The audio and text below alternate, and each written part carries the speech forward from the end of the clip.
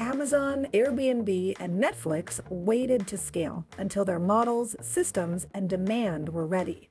They built structures that allowed them to solve problems once and repeat efficiently at scale. In this series, 22 real entrepreneurs share the strategies that actually work for them, on the ground, in the market, with receipts. No fluff, no guru speak, just smart founders with useful answers. Let's get into it.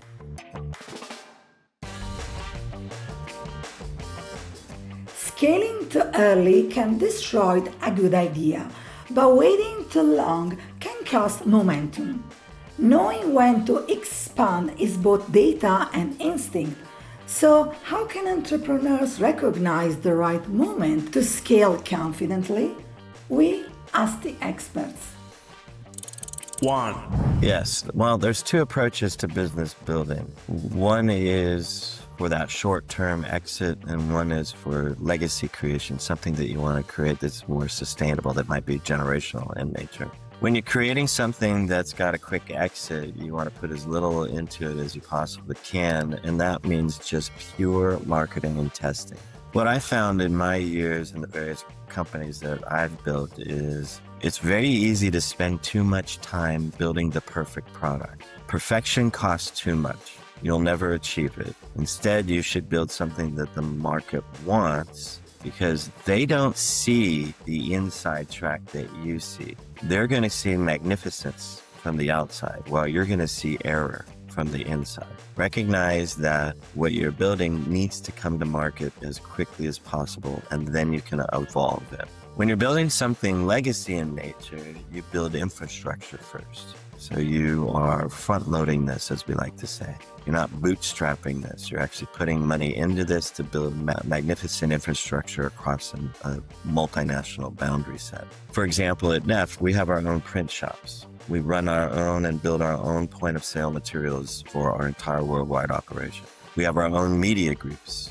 These groups create content for us directly. They only work for us. They're subsidiaries of our companies. We currently run one distillery, and we're standing up 3 more in our progress here. We are ahead of our sales. So we're actually out in front of what sales would dictate to us to do. But we're building an infrastructure that's designed to not only handle our market, but many other brands. So there's approaches that are different for you, depending on what your exit strategy looks like. You asked when the best time to expand is? Once you have a beachhead. So what most companies will do is they'll shotgun approach. They'll just try to take opportunistic sales. They'll actually go into places that they wouldn't normally go into simply because they think they can make a sale there. I would say no.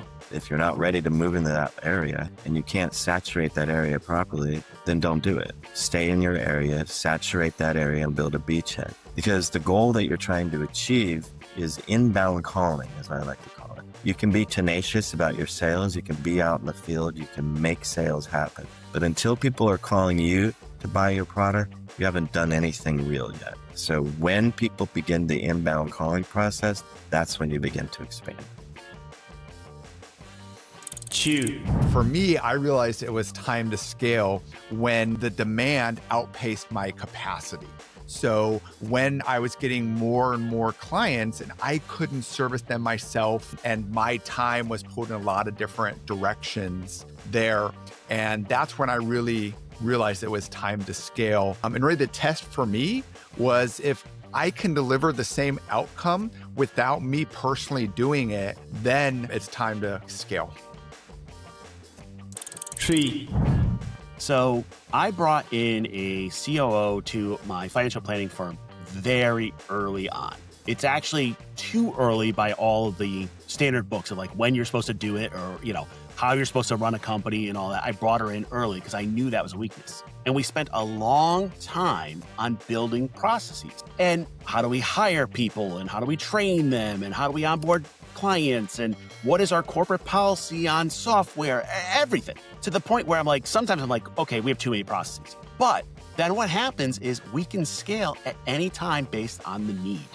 We've had a huge influx of clients. we're building a lot we're doing. And because we do a lot of press, we'll do a great press hit and, we'll get featured by MarketWatch or something. And all of a sudden, a whole bunch of clients come in. We have to be able to scale and be ready for that. And by building the systems, we are.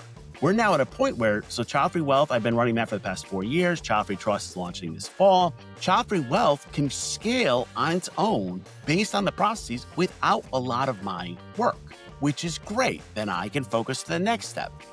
Child Free Trust, our goal is within 5 years to serve somewhere between 100 and 200,000 clients. That's a huge jump. The only way we do that is by putting good processes in place and then trusting your people to execute on it. As a CEO, it can be tempting at times to go in and want to micromanage it. Look, if I give it to one of my staff members, say, get this done, I expect them to get it done. I give them the resources to do it, and then I get out of their way. Call me in when you need me. And you have to trust them to make the decisions, to bring you in when needed, and you have to trust them to follow the process if you're going to scale. I think there are, prevailing winds in markets and the economy that dictate largely when you should scale. I think, there's the mantra that, when everybody is scared, that's when you should buy. That's obviously Buffett's mantra of his business. So there are obvious things like that, which then if you think about it, when everybody's scared and you're out there buying, logic would sort of or your conscience would sort of say, well, I don't want to buy right now because no one's buying, no one's doing this. But that's when you should be doing it, right? I think, you can look at things like in real estate, interest rates, interest rates are really low. And so we can, get in there and buy. I think as long as you can pay your bills and as long as the bank is being paid, certainly in real estate, and you can cash flow, I think you scale as fast as you can. Because, one thing that we're really tight with our money. I find humans are very, very tight with our money. If someone comes up to you in the street, and they want, $20, most people would turn around and say, well, I don't want to give you $20. That's $20. That's my money. Right? Yet with our time, we're much more fluid with our time, and we're much more easy to give people our time, right? Whereas with our money, we're tight. And yet time has far more value than money.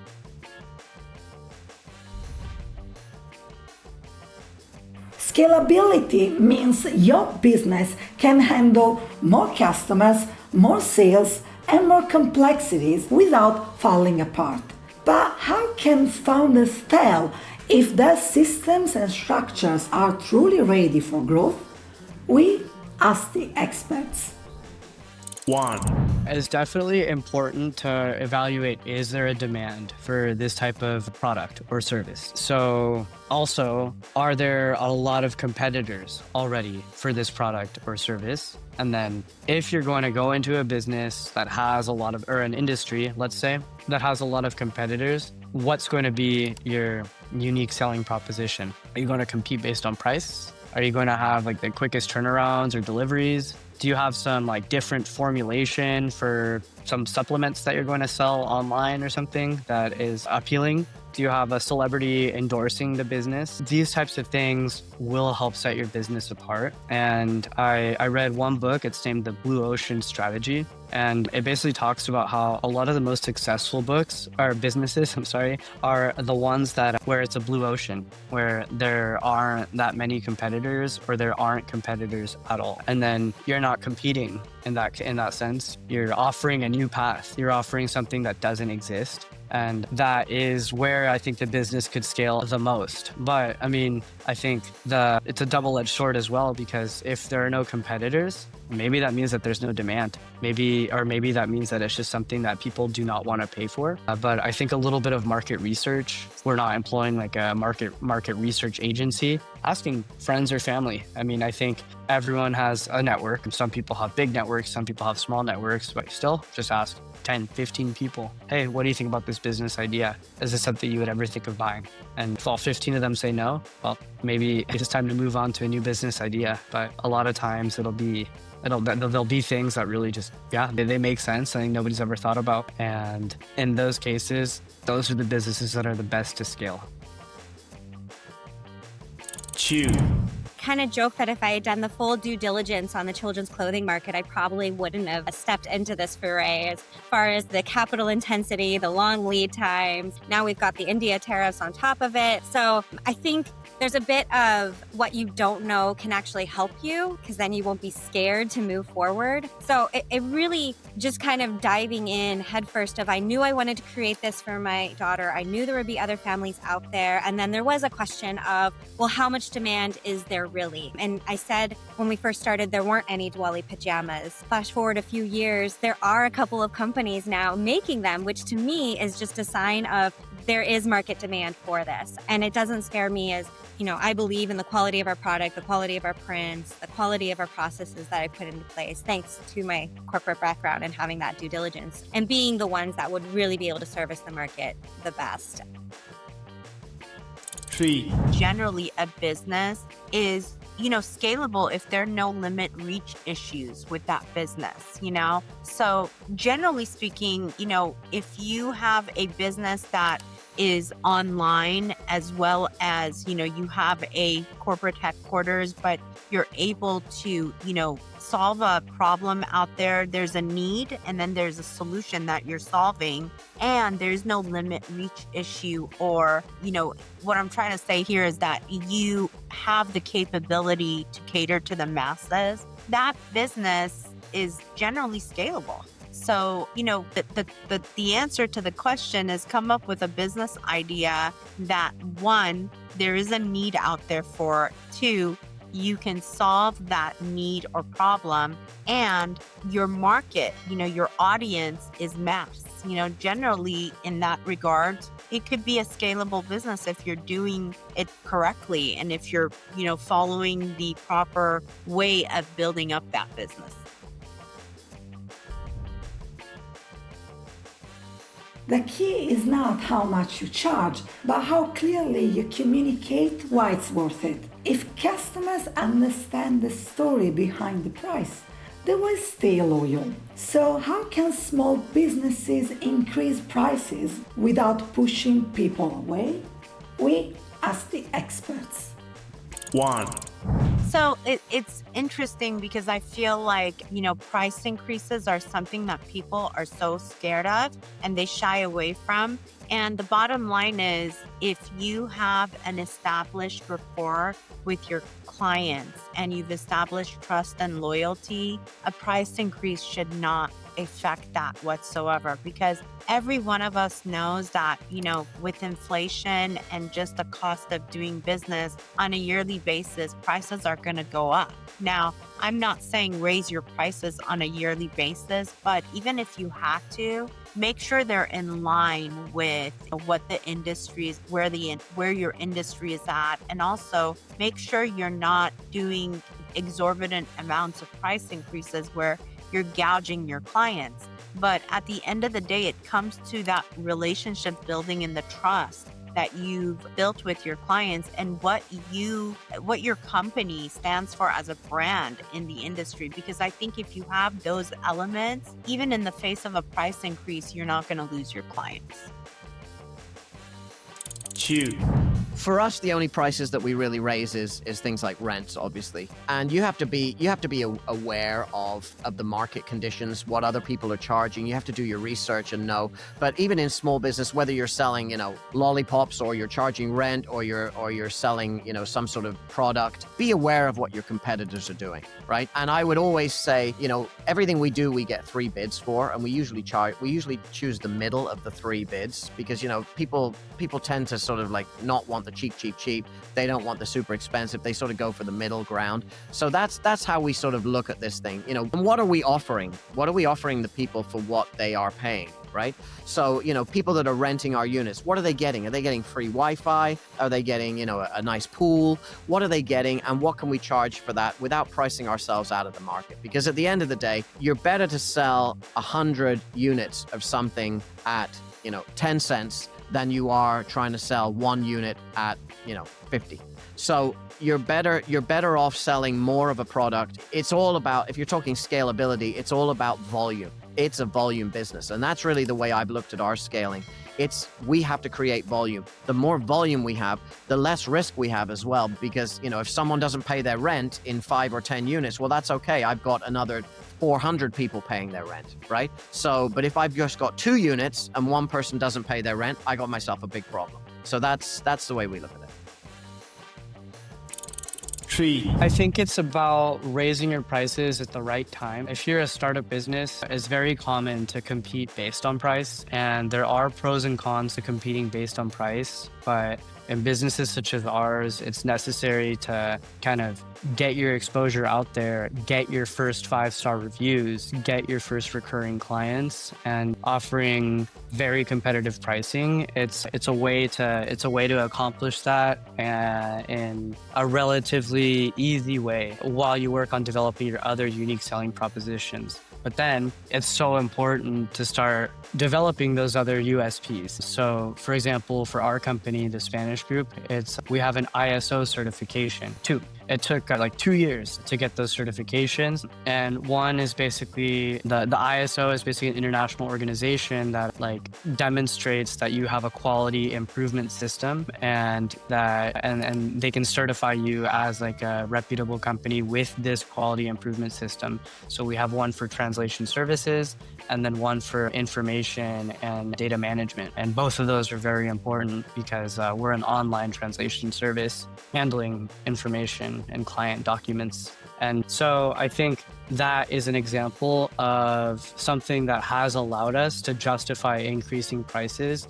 And you basically think about it like you have to add some friction to clients wanting to leave. So what that means is what's the difference between us and a translation services that, let's say, offers $5 a page or a smaller rate per word? I think the difference could be, look, we're ISO certified. We have guaranteed acceptance for legal and official purposes. This other company doesn't. So it's about demonstrating that you're offering a superior quality, and then also adding doubt, adding some fear, using fear. Like, well, if you're talking to a prospective client, like, hey, well, be careful. There are a lot of companies that they'll sell you translation services, but they're not certified. And then you're going to end up having to just waste time and money and then have this redone again. So I think that's an example.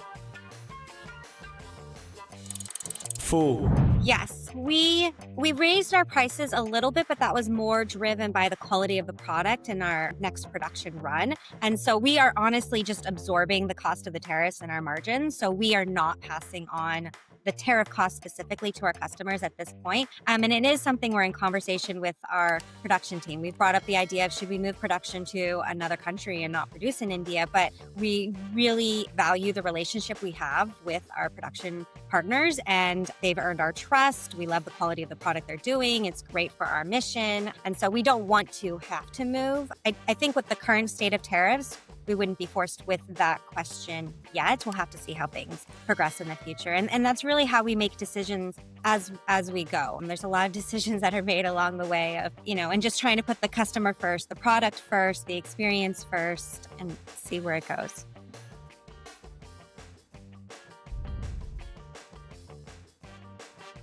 Sustainable growth starts with sustainable energy, your own. Avoiding burnout is not about doing less, it's about building systems that let you focus on what matters. So, how can entrepreneurs grow without running on empty? We ask the experts. 1. Yeah, so I freely admit I'm neurodivergent, or neurospice as I like to call it. ADD and a little bit of whatever comes along with it. And what I found is I need to have systems and structures that support the way I work and the way I live.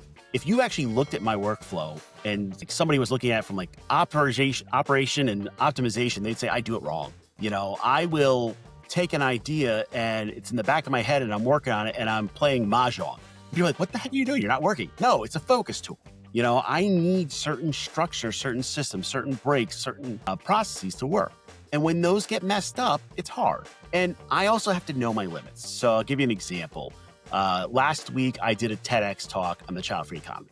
And I love public speaking. I love talking about the child-free stuff. But that particular process, if you haven't done a TEDx process, it's very intensive. For months you work on your script. You have to memorize it exactly. You have to give it exactly, deliver it a certain way. That is not the way my brain works. I struggled hard on how to actually memorize and give it out and do the thing. And when we got to the day of the event, I realized I can either be hanging out with the other speakers and socializing, or I could go focus on my own time and find ways. And I had to do that. I had to actually literally go sit in my car and just be myself for a while and do that. I think the key is, as an entrepreneur, you need to know what your limits are. And then you need to be able to build systems that support around it and be okay with being different than others. 2, I absolutely have my own ritual, and burnout is real. And I think take a deep breath and know that every entrepreneur goes through this, and it goes through cycles. So you'll come out of it and you'll feel great, and then you'll come through another challenge and you're going to be experiencing that again. I liken it to, you're going to work in sprints. There are going to be periods of times when it's really hard, and then it's going to ebb. Like you're going to feel the weight lifted off your shoulders. But some of the ways that I cope with burnout, which happens, it certainly does, but I am adamant about almost every single morning, I try to go for a jog. I'm not a long distance runner. I'm not a fast runner, but I like to call it my little baby jog in the morning, where it's me, it's quiet, it's connecting with nature, it's a little bit of vitamin D, it's breathing in the wonderful Denver mountain air. So that's one way. And then the other is shortly after that, when I come home, in the summertime, I water all of my flowers. So it's this like complete disconnection from like what I do every day and the people that I manage, the clients that I support, the emails that I have to check. And I know the kids these days use a wonderful phrase called go out and touch grass. And that is a real thing. I strongly recommend just spend a little bit of time in nature to have that quiet time. Give yourself that space to take a deep breath and know that this is a moment in time and it's going to pass. And, I often find that's the best time for me to make my to-do list for the day is when I'm out in nature, when I'm on my baby jog, or when I'm watering my flowers. 3, There's no way to sugarcoat the start of a small business because it's hard, okay? It was hard for me, and there were challenges. And one of the biggest challenges that I faced at the outset of the business was you got to live, right? So you got to feed yourself, you got to feed your family, you got to pay for your car, your gas. There's expenses. And one of the good things, if you have a job, and I'm probably not a good example of this because I've actually never had a job.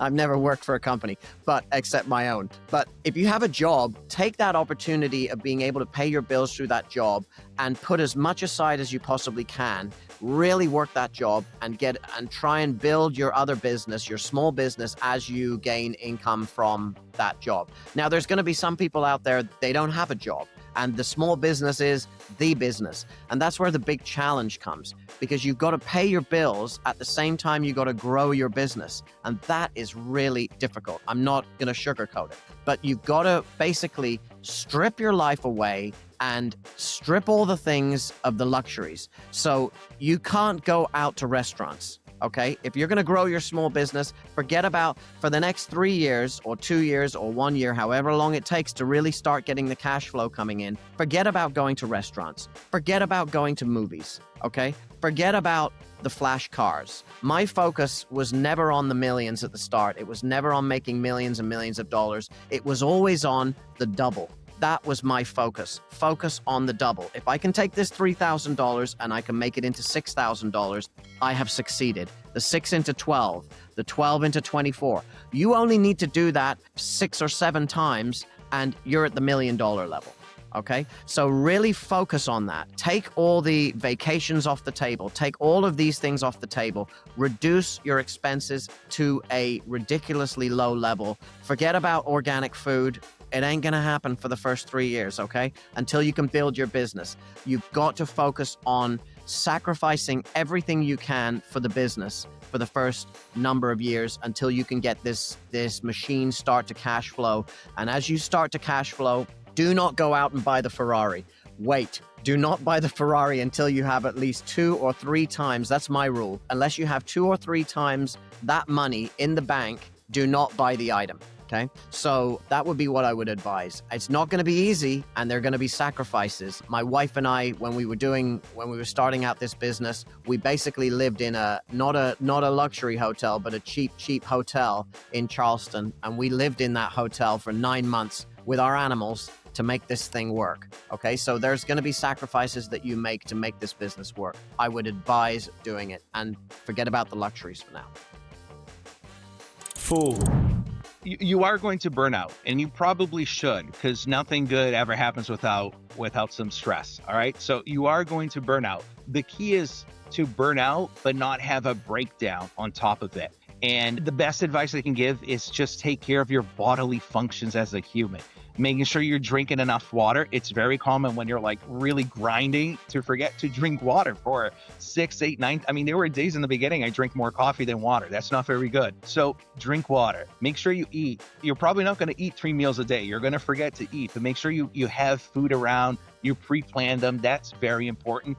And make sure that you get enough sleep. I'm not going to say you're going to be able to get 6, 7, 8 hours of sleep every night, but try to get 6, 7, or 8 hours of sleep a few times a week or a few days in a row. You're going to have to. If you take care of those 3 bodily needs, it's going to make you a little bit stronger.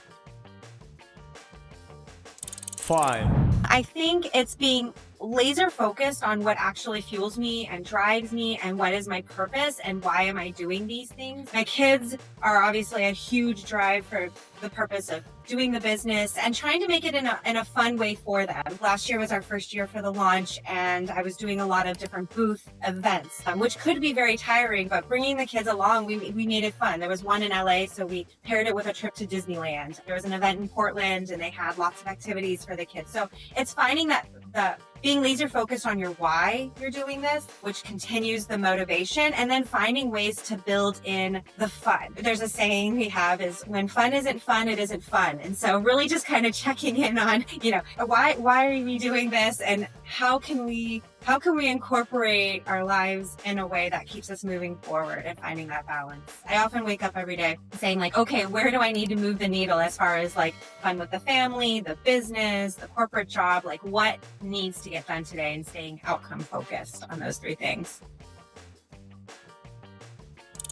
6. Yeah, no, those are great examples, right? And for me, I realize it's all about protecting my energy and building habits to avoid that burnout. So for me, I created daily habits. I work out in the morning because I know I'm going to be very busy throughout the day. Won't be able to work out in the afternoon or after work. So I force myself every morning to go for a walk or work out. At the end of the day, I try to have my email done, inbox 0. So that way, when I start over the next day, I have a fresh, clean slate. And also, I don't like taking calls in the afternoon, I learned. So I take all my calls in the morning as much as possible to protect my afternoons for work time.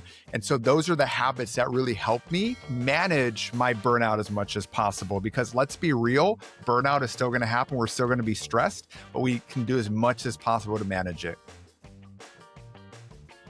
7. Yeah. So I love this question because as entrepreneurs, entrepreneurial burnout is really common, especially with entrepreneurs who are working in the business constantly. So I've dealt with this. I deal with this. I'm going through burnout pretty much all the time. And the way I handle it is, I try to take little bits of time for myself every single day. One thing that really, really gets me going in the morning is the 5-second rule, which is like when that alarm goes off, I don't hit the snooze button. I literally get out of bed. I start my morning with thanking whoever that higher power is in your life for just giving me another day on this earth. And then I wake up, I do a little bit of breathing exercise. I make my coffee. I like nature, and I live in an area which is nature. So I go outside, I have my cup of coffee, and then I get ready for the day. I think it's really important right now, especially because a lot of people are working remote, that you're not in your pajamas all day. it's really, really important. This is something that I really, really believe in, is that you need to treat this job, even if you're the owner of that business, you got to get up, show up, suit up, and, do your part. So for me, it's really important to take a shower every morning, put on my makeup, put on something nice, and be presentable for the day. Because when you take care of yourself like that, you're feeling better for the day. And you're in this kind of mode that you're able to present yourself better and you feel more confident. So the daily ritual for me is don't hit the snooze button. Don't wake up with the first thing you do is scrolling on social media and on your phone. Get up, thank the Lord or whoever your higher power is for the day and be filled with gratitude. Do a gratitude list for that day. Get up, make your coffee, go take a shower, put on your makeup, get dressed, and get on with the day. The Best of Business show is brought to you by the BASA Awards. The BASA Awards exist to recognize, reward, and promote exceptional small businesses. We run 4 award programs: Best of America, Best of Australia, Best of Canada, Best of UK. Remember, it's strictly for small businesses only. Nominate your business today.